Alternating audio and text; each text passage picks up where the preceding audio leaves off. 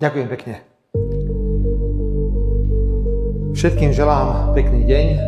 6, 7. Kto máte dnes kar, tak vyslovujem úprimnú sústrasť.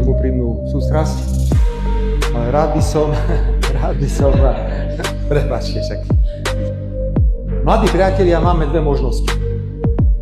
Buď sa budeme rozprávať, alebo sa budeme strieľať. Môžete si vybrať. Ja viem, čo to je mať 5 guliek v bruchu.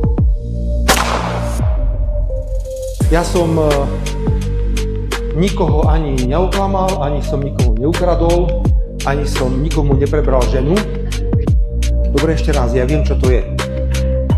Poprvé, Európskej únii chýba Fico, presne. Európska únia je perfektný projekt. 6, 7. Dosť. Ešte vydržte. Prečo vám počúvať? Buďte statoční, postavte sa, povedzte názor, ale nemôžete ma za to strieľať. Budeme reagovať na iné názory pištolom. Ale niekto strieľa. Dosť.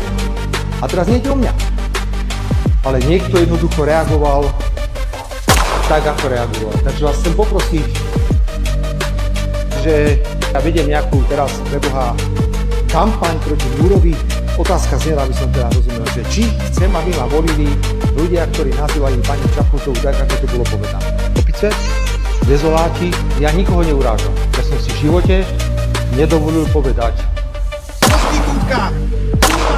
6, 7, opice, dezoláti, alebo neviem aký. 6, 7, prepáčte, koniec. Ďakujem pekne. Poďte bojovať na Ukrajinu, nech sa páči. Budeme radi.